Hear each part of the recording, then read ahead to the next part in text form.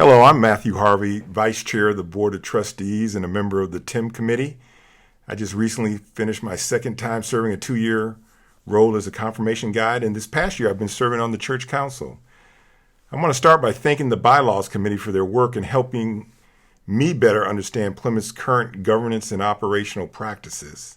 And I also would like to challenge each of you who may view this presentation to go to the Plymouth website and register for the congregational meeting Tuesday night.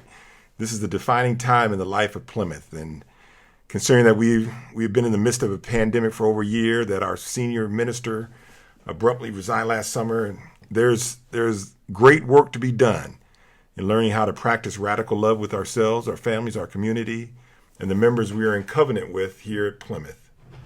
This presentation is about why I am voting no on the Plymouth proposed bylaws. The reason why I'm voting no is that the proposed bylaws change our purpose and our governance. Our current purpose statement in the current bylaws is as following. The purpose of the church shall be to bind together followers of Jesus Christ to share in the worship of God and to make God's will dominant in the lives of people, individually and collectively, especially as that will is set forth in the life, teachings, death, and living presence of Jesus Christ. The proposed purpose of the church truncates the larger portion of the current purpose statement. And that larger portion of the current purpose statement is the part of the statement that I, and as I share with my confirmants, is what I believe gives us that charge and that encouragement to go out into the world and do God's work, and to live a life according to the teachings of Jesus Christ. And so the first thing why I will be voting no on the bylaws is because we changed the purpose of Plymouth Church, and we do not include that commitment to go out. The other portion is governance. Our current governance, we have 9 church boards with about 129 members. Those 9 boards send 2 representatives to church council, and that council is made up of the moderator-elect, the president of the Women's Fellowship, and 1 member at large. The moderator votes if there's a tie, and the program staff are non-voting members of the church council. And the church council, the duty of the church council is to establish the overall policy of the church, and it advises the program staff on the general direction of the activity of the church, and they cooperate with them in the formulation of a well-rounded program. And then between congregational meetings, the council acts on behalf of the church. And there are other things listed here that you can see that the church council does, to include calling and releasing program staff. Now, the proposed governance in the proposed bylaws maintains these 9 church boards and the same 129 members, but it reduces the number of members on the church council from 2 to 1 from each of the 9 boards, and then it adds two members at large, and the senior pastor becomes a voting member of the church council. But the role of the church council in the proposed bylaws is to advise and make recommendations to the executive committee, which is a newly established committee. And you see that in the last sentence of the proposed council duty statement from Article 2. The executive committee is made up of 7 members, and it becomes the decision-making body for the church. It includes the chair of the board of deacons, membership, and trustees, and then the moderator, past moderator, and 1 member at large, and the senior pastor. And this is the statement that says that the executive committee will establish the overall policies. In the current bylaws, the church council does that. In the proposed bylaws, it becomes the 7-member executive committee. And this is a graphic that represents the relationship in the proposed bylaws of the church council with the executive committee.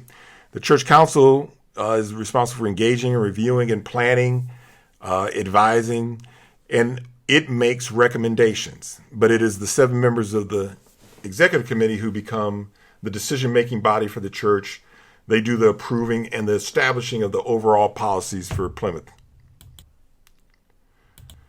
The proposed bylaws has some nuances that I'm just going to quickly go through. One, for example, if you wanted to set up something like a board of youth ministry, both the executive council and the church council can form, modify, and dissolve any board with the approval of the other. So the church council could approve it, the executive committee could disapprove it, and that means that we cannot establish that board, for example, a board of youth ministry. Another example from the proposed bylaws is how we handle the vacancy of a senior minister, which we're currently in. The current bylaws call for one member of each of the boards to be chosen by the respective boards, and then 3 members at large are chosen from the church by that group of people. So here in our current process, we have someone representing each of the functional boards, and the best candidate is selected by the boards who know them the best and know their work, and they represent that area of the ministry of the church. The proposed bylaws have the executive committee, those 7 members, deciding who the search committee will be, and it will be 7 voting members, and there's no designation or requirement that they come from the boards or come from certain areas of the church like it currently is. Another example of the differences between the current and proposed bylaws: in the current bylaws, staff, the church council may call or release ministers other than the senior ministers and employ or release other program staff as needed. In the proposed bylaws, what used to be done by that group of 21 church council members now becomes something that's done by one person, which is the senior pastor. And the senior pastor does that in consultation with the Human Resources Committee. And that Human Resource Committee in the proposed bylaws is appointed by the executive committee, not the church council like the committee is currently appointed by. And then this is just presenting once again the purpose of Plymouth Church currently, and then the proposed purpose, the truncated version of the purpose of Plymouth Church. So the bylaws process, what I've learned from this process is that we are not following our current bylaws. I didn't know that in my service on the Board of Trustees, but I know that now. And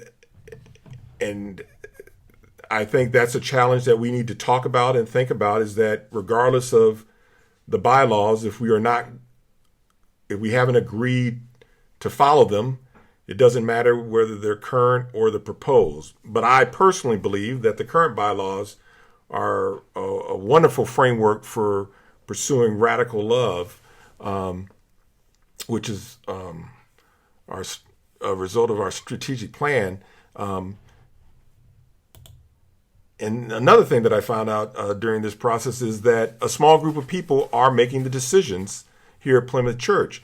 Because several times during this process, I heard how currently there's a small group of people making all the decisions, and this new proposed bylaws would increase the size of the people who are making decisions.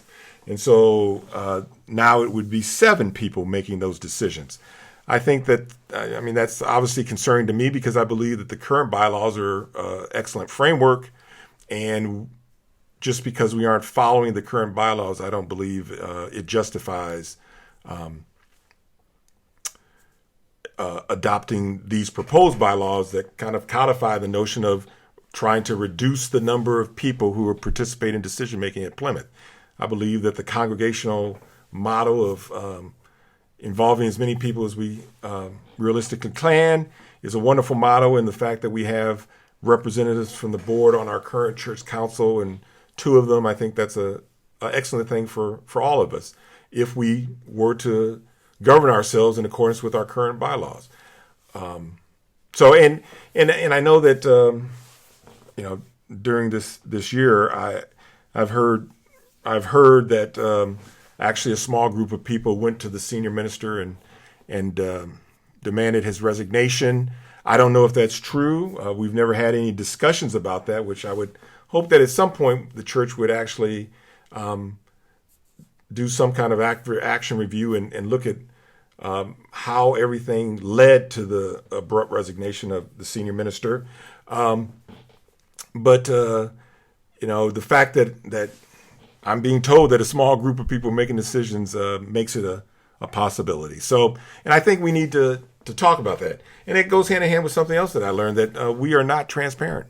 Heard that many times, and it goes hand in hand with the fact that we aren't following our current bylaws and a small group of people making decisions. And we are not discussing, considering, or discerning things together. I think that's a huge challenge, and we need to do that. And in light of what I've learned, and the fact that the proposed bylaws will change the purpose of Plymouth Church, and it will change significantly how we govern ourselves, and creates a smaller decision-making body, and rest a great deal of the decision-making capabilities within the church with just 7 people as opposed to the current 21 people. That's why I'm voting no. And I would encourage you, and I hope to see all of you at the congregational meeting Tuesday night. And if you want a longer discussion and some other points about why I'm voting no, I would just refer you to my other video. Thank you, and take care.